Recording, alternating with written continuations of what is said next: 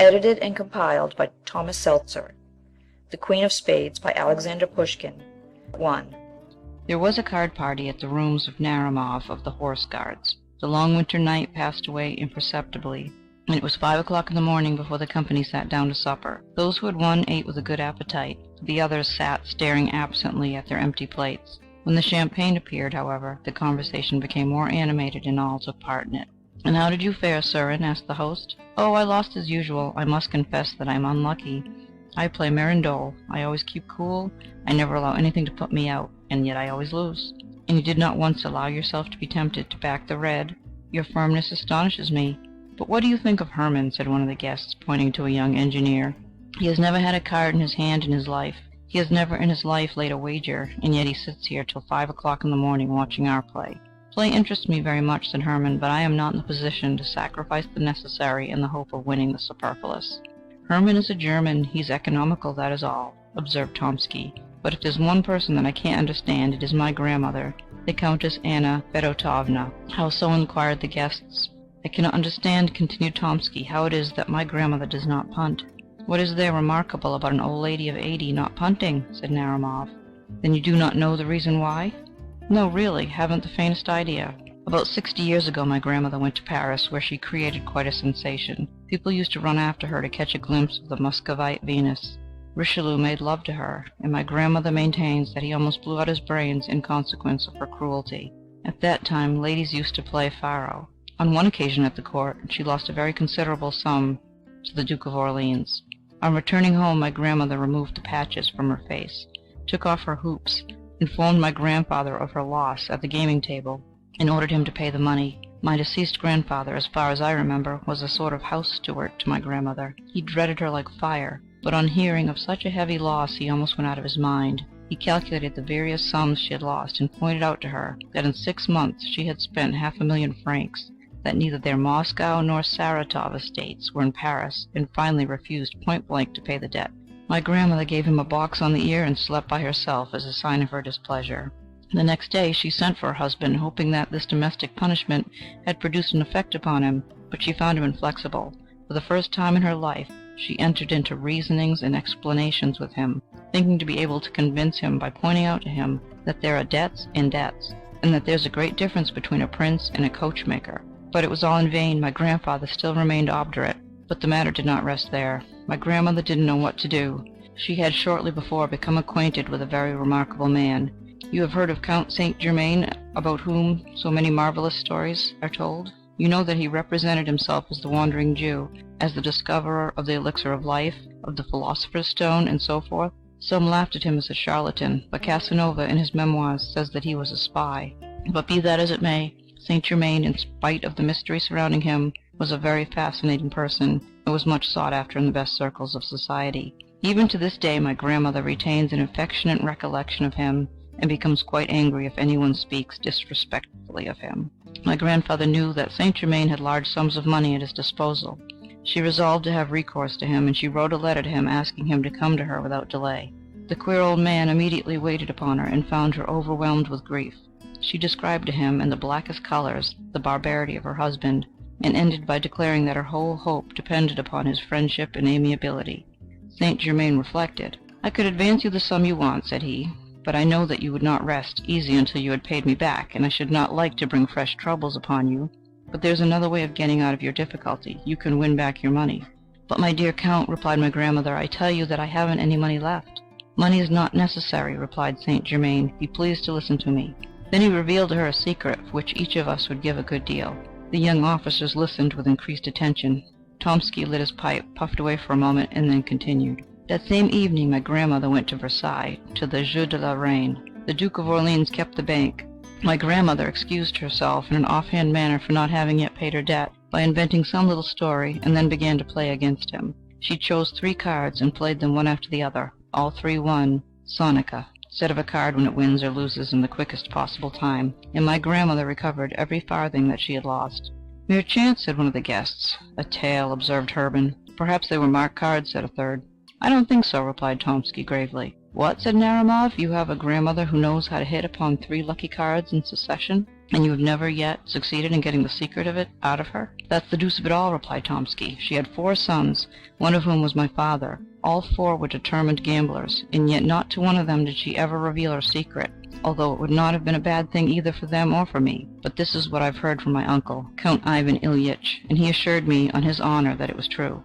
The late Chaplitsky, the same who died in poverty after having squandered millions, once lost in his youth about 300,000 rubles to Zorich, if I remember rightly. He was in despair. My grandmother, who was always very severe upon the extravagance of young men, took pity, however, upon Chaplitsky. She gave him 3 cards, telling him to play them one after another, at the same time exacting from him a solemn promise that he would never play at cards again as long as he lived. Chaplitsky then went to his victorious opponent, and then began a fresh game. On the first card he staked 50,000 rubles and won, Sonika. He doubled the stake and won again, till at last, by pursuing the same tactics, he won back more than he had lost. But it's time to go to bed. It's 6:15 already. And indeed it was already beginning to dawn. The young men emptied their glasses and then took leave of each other. 2. The old Countess A. was seated in her dressing room in front of her looking-glass. 3 waiting maids stood around her. One held a small pot of rouge, another a box of hairpins, and the third a tall can with bright red ribbons. The Countess had no longer the slightest pretensions to beauty, but she still preserved the habits of her youth, dressed in strict accordance with the fashion of 70 years before, and made as long and as careful a toilette as she would have done 60 years previously. Near the window, at her embroidery frame, sat a young lady, her ward. "Good morning, Grandmamma," said a young officer, entering the room. "Bonjour, Mademoiselle Lise." "Grandmamma, I want to ask you something." "What is it, Paul?" "I want you to let me introduce one of my friends to you, and to allow me to bring him to the ball on Friday." "Bring him directly to the ball and introduce him to me there. Were you at B.'s yesterday?" "Yes, everything went off very pleasantly, and dancing was kept up until 5 o'clock. How charming Yeletskaya was! But, my dear, what is there charming about her? Isn't she like her grandmother, the Princess Daria Petrovna? By the way, she must be very old, the Princess Daria Petrovna." "How do you mean old?" cried Tomsky thoughtlessly. "She died 7 years ago." The young lady raised her head and made a sign to the young officer. He then remembered that the old Countess was never to be informed of the death of any of her contemporaries, and he bit his lips. The old Countess heard the news with the greatest indifference. "Dead?" said she. "I didn't know it. We were appointed maids of honor at the same time, and we were presented to the Empress." And the Countess for the 100th time related to her grandson one of her anecdotes. "Come, Paul," said she, when she had finished her story, "help me to get up. Lizanka, where is my snuff-box?" And the Countess with her 3 maids went behind a screen to finish her toilette. Tomsky was left alone with the young lady. "Who is the gentleman you wish to introduce to the Countess?" asked Lizaveta Ivanovna in a whisper.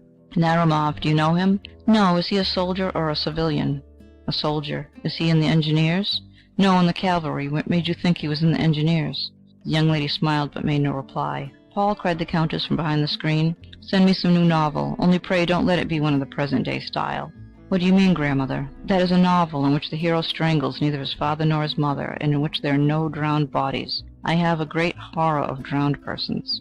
There are no such novels nowadays. Would you like a Russian one?" "Are there any Russian novels?" "Send me one, dear. Pray send me one." "Goodbye, grandmother. I'm in a hurry. Goodbye, Lizaveta Ivanovna. What made you think that Narumov was in the engineers?" And Tomsky left the boudoir.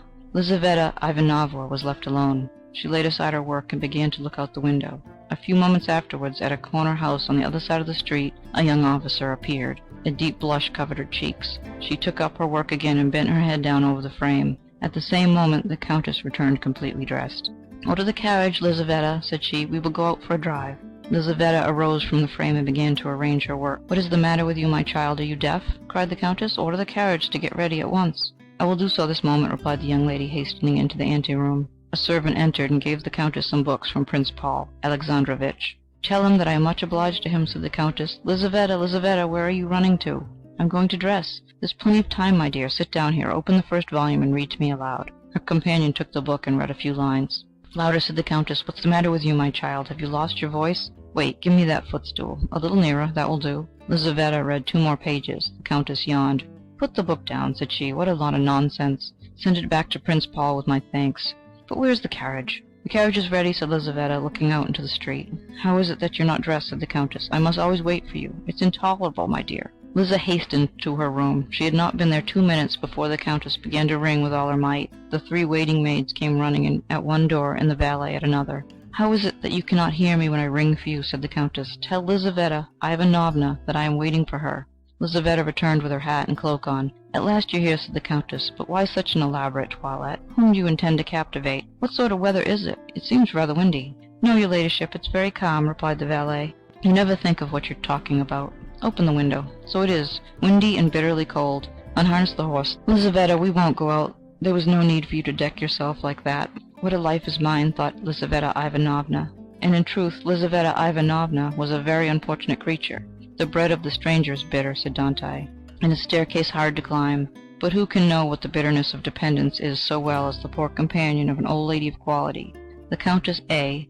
had by no means a bad heart, but she was capricious, like a woman who had been spoilt by the world, as well as being avaricious and egotistical, like all old people who have seen their best days, and whose thoughts are with the past and not on the present. She participated in all the vanities of the great world, went to balls, where she sat in a corner, painted and dressed in old-fashioned style, like a deformed but indispensable ornament of the ballroom.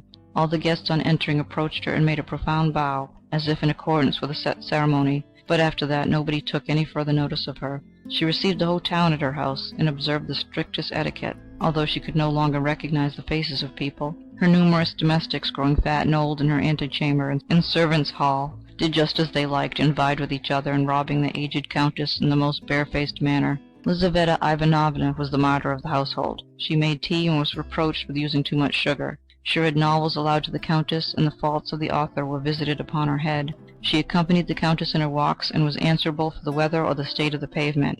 A salary was attached to her post, but she very rarely received it.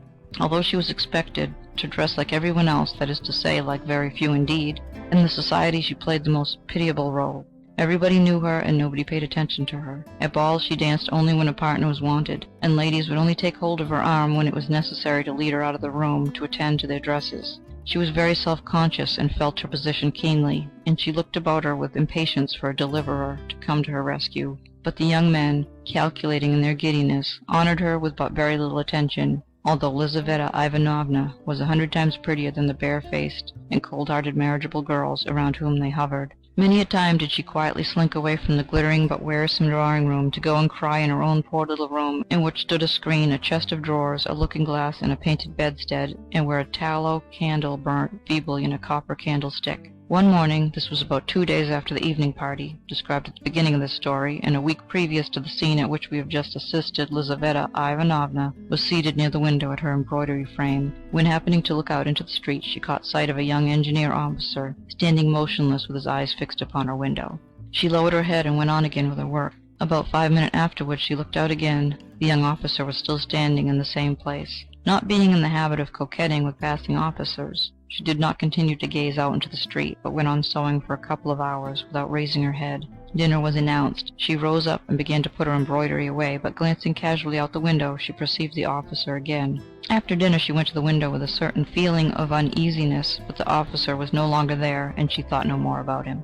A couple of days afterwards, just as she was stepping into the carriage with the Countess, she saw him again. He was standing close behind the door, with his face half concealed by his fur collar, but his dark eyes sparkled beneath his cap. Lizaveta felt alarmed, though she knew not why, and she trembled as she seated herself in the carriage. On returning home she hastened to the window. The officer was standing in his accustomed place with his eyes fixed upon her. She drew back, a prey to curiosity, and agitated by a feeling which was quite new to her. From that time forward not a day passed without the young officer making his appearance under the window at the customary hour, and between him and her there was established a sort of mute acquaintance. Sitting in her place at work, she used to feel his approach, and raising her head, she would look at him longer and longer each day. The young man seemed to be very grateful to her. She saw with the sharp eye of youth how a sudden flush covered his pale cheeks each time their glances met. After about a week she commenced to smile at him. When Tomsky asked permission of his grandmother, the Countess, to present one of his friends to her, the young girl's heart beat violently. But hearing that Naramov was not an engineer, she regretted that by her thoughtless question she had betrayed her secret to the volatile Tomsky. Hermann was the son of a German who had become a naturalized Russian, and from whom he had inherited a small capital. Being firmly convinced of the necessity of preserving his independence, Hermann did not touch his private income, but lived on his pay without allowing himself the slightest luxury. Moreover, he was reserved and ambitious, and his companions rarely had an opportunity of making merry at the expense of his extreme parsimony. He had strong passions and an ardent imagination, but his firmness of disposition preserved him from the ordinary errors of young men. Thus, though a gamester at heart, he never touched a card, for he considered his position did not allow him, as he said, to risk the necessary in hope of winning the superfluous. Yet he would sit for nights together at the card table and follow with feverish anxiety the different turns of the game. The story of the 3 cards had produced a powerful impression upon his imagination, and all night long he could think of nothing else. If, he thought to himself the following evening, as he walked along the streets of St. Petersburg, if the old Countess would but reveal her secret to me, if she would only tell me the names of the 3 winning cards, why should I not try my fortune?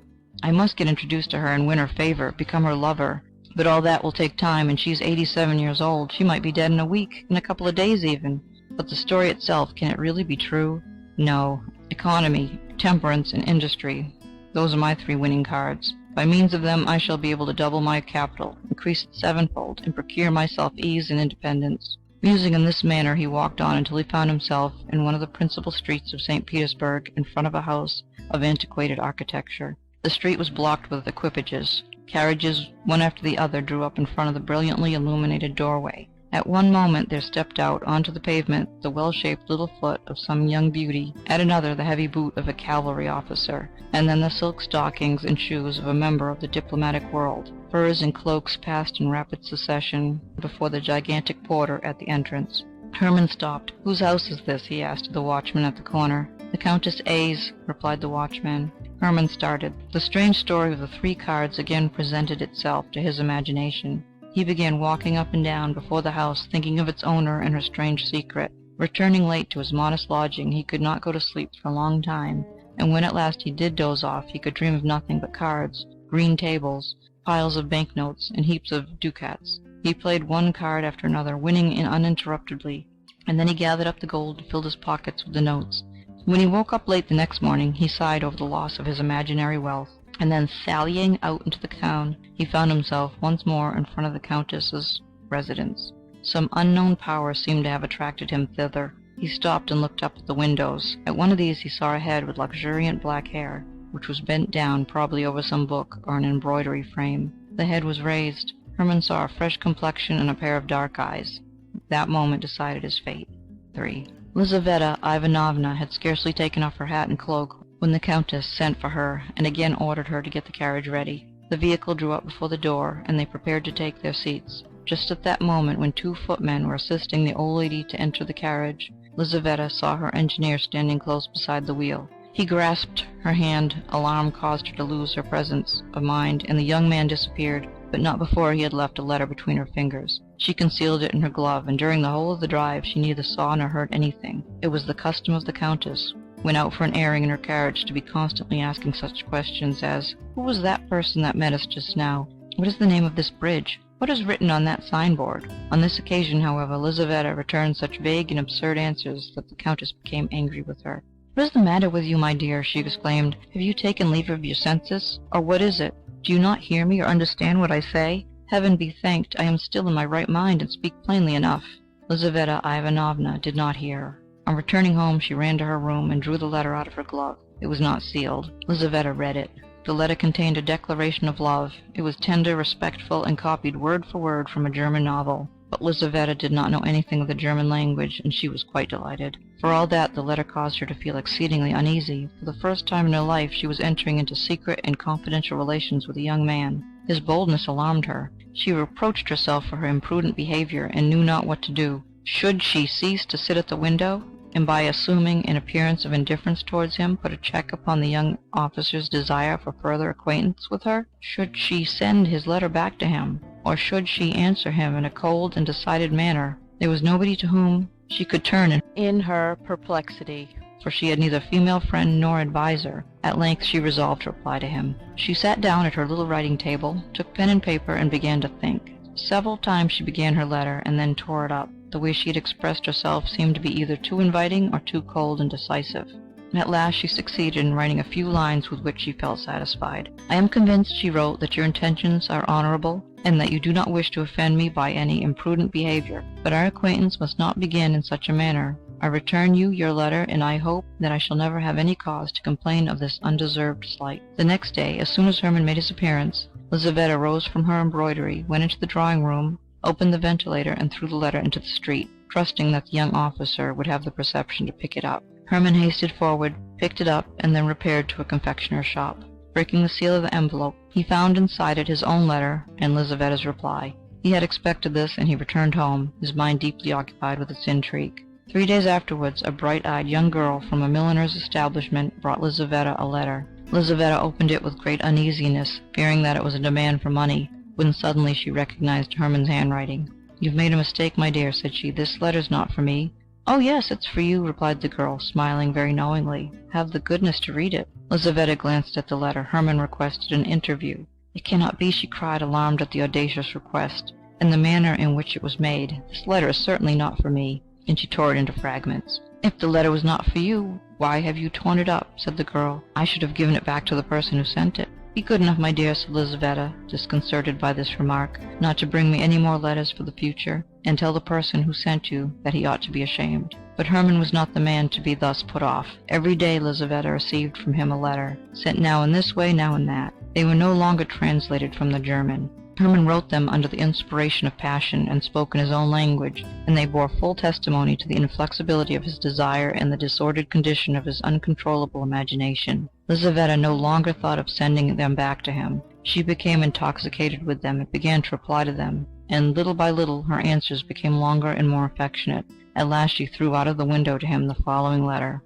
"This evening there is going to be a ball at the embassy. The Countess will be there. We shall remain until 2 o'clock. You have now an opportunity of seeing me alone. As soon as the Countess is gone, the servants will very probably go out, and there will be nobody left but the Swiss, but he usually goes to sleep in his lodge. Come about 11:30. Walk straight upstairs. If you meet anybody in the ante-room, ask if the Countess is at home. You will be told no, in which case there will be nothing left for you to do but to go away again. But it is most probable that you will meet nobody. The maidservants will all be together in one room. On leaving the ante-room, turn to the left and walk straight on until you reach the Countess's bedroom. In the bedroom, behind a screen, you will find 2 doors. The one on the right leads to a cabinet, which the Countess never enters. The one on the left leads to a corridor, at the end of which is a little winding staircase. This leads to my room." Hermann trembled like a tiger as he waited for the appointed time to arrive. At 10 o'clock in the evening he was already in front of the Countess's house. The weather was terrible. The wind blew with great violence, the sleety snow fell in large flakes. The lamps emitted a feeble light. The street was deserted. From time to time a sledge, drawn by a sorry-looking hack, passed by, on the lookout for a belated passenger. Hermann was enveloped in a thick overcoat, and felt neither wind nor snow. At last the Countess's carriage drew up. Hermann saw 2 footmen carry out in their arms the bent form of the old lady wrapped in sable fur, and immediately behind her, clad in a warm mantle, and with her head ornamented with a wreath of fresh flowers, followed Lizaveta. The door was closed. The carriage rolled away heavily through the yielding snow. The porter shut the screen door. The windows became dark. Hermann began walking up and down near the deserted house. At length he stopped under a lamp and glanced at his watch. It was 20 minutes past 11. He remained standing under the lamp, his eyes fixed upon the watch, impatiently waiting for the remaining minutes to pass. At 11:30 precisely, Hermann ascended the steps of the house and made his way into the brightly illuminated vestibule. The porter was not there. Hermann hastily ascended the staircase, opened the door of the ante-room, and saw a footman sitting asleep in an antique chair by the side of a lamp. With a light, firm step, Hermann passed by him. The drawing-room and dining-room were in darkness, but a feeble reflection penetrated thither from the lamp in the ante-room. Hermann reached the Countess's bedroom. Before a shrine which was full of old images, a golden lamp was burning. Faded stuffed chairs and divans with soft cushions stood in melancholy symmetry around the room, the walls of which were hung with China silk. On one side of the room hung 2 portraits painted in Paris by Madame Lebrun. One of these represented a stout, red-faced man of about 40 years of age, in a bright green uniform and with a star upon his breast. The other, a beautiful young woman with an aquiline nose, forehead curls, and a rose in her powdered hair. In the corners stood porcelain shepherds and shepherdesses. Dining-room clocks from the workshop of the celebrated Lefroy, band-boxes, roulettes, fans, and the various playthings for the amusement of ladies that were in vogue at the end of the last century, when Montgolfier's balloons and Mesmer's magnetism were the rage. Hermann stepped behind the screen. At the back of it stood a little iron bedstead. On the right was the door which led to the cabinet, on the left the other which led to the corridor. He opened the latter and saw the little winding staircase which led to the room of the poor companion, but he retraced his steps and entered the dark cabinet. Time passed slowly. All was still. The clock in the drawing-room struck 12. The strokes echoed through the room one after the other, and everything was quiet again. Hermann stood leaning against the cold stove. He was calm. His heart beat regularly, like that of a man resolved upon a dangerous but inevitable undertaking. 1 o'clock in the morning struck, then 2, and he heard the distant noise of carriage wheels. An involuntary agitation took possession of him. The carriage drew near and stopped. He heard the sound of the carriage steps being let down. All was bustle within the house. The servants were running hither and thither. There was a confusion of voices, and the rooms were lit up. 3 antiquated chambermaids entered the room, and they were shortly afterwards followed by the Countess, who, more dead than alive, sank into a Voltaire armchair. Hermann peeped through a chink. Lizaveta Ivanovna passed close by him, and he heard her hurried steps as she hastened up the little spiral staircase. For a moment his heart was assailed by something like a pricking of conscience. But the emotion was only transitory, and his heart became petrified as before. The Countess began to undress before her looking-glass. Her rose-bedecked cap was taken off, and then her powdered wig was removed from her white and closely cut hair. Hairpins fell in showers around her. Her yellow satin dress, brocaded with silver, fell down at her swollen feet. Hermann was a witness of the repugnant mysteries of her toilette. At last the Countess was in her nightcap and dressing-gown, and in this costume, more suitable to her age, she appeared less hideous and deformed. Like all old people in general, the Countess suffered from sleeplessness. Having undressed, she seated herself at the window in a Voltaire armchair and dismissed her maids. The candles were taken away, and once more the room was left with only one lamp burning in it. The Countess sat there looking quite yellow, mumbling with her flaccid lips and swaying to and fro. Her dull eyes expressed complete vacancy of mind, and looking at her one would have thought that the rocking of her body was not a voluntary action of her own, but was produced by the action of some concealed galvanic mechanism. Suddenly the death-like face assumed an inexplicable expression. The lips ceased to tremble, the eyes became animated. Before the Countess stood an unknown man. "Do not be alarmed, for heaven's sake, do not be alarmed," said he in a low but distinct voice. "I have no intention of doing you any harm. I have only come to ask a favor of you." The old woman looked at him in silence, as if she had not heard what he had said. Hermann thought that she was deaf, and bending down towards her ear, he repeated what he had said. The aged Countess remained silent as before.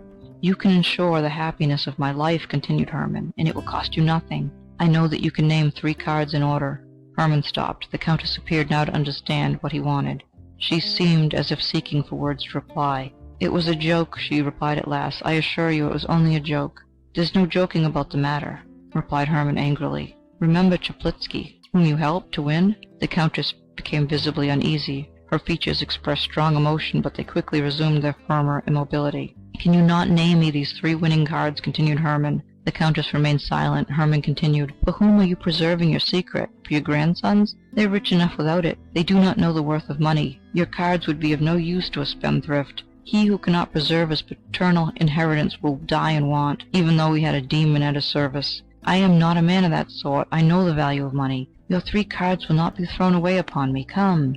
He paused and, trembling, awaited her reply. The Countess remained silent. Hermann fell upon his knees. "If your heart has ever known the feeling of love," said he, "if you remember its rapture, if you have ever smiled at the cry of your newborn child, if any human feeling has ever entered into your breast, I entreat you by the feelings of a wife, a lover, a mother, by all that is most sacred in life, not to reject my prayer. Reveal to me your secret. Of what use is it to you? Maybe it is connected with some terrible sin, with the loss of eternal salvation, with some bargain with the devil. Reflect, you are old, you have not long to live. I am ready to take your sins upon my soul. Only reveal to me your secret. Remember that the happiness of a man is in your hands, that not only I but my children and grandchildren will bless your memory and reverence you as a saint." The old Countess answered not a word. Hermann rose to his feet. "You old hag," he explained, grinding his teeth, "then I will make you answer." And with these words he drew a pistol from his pocket.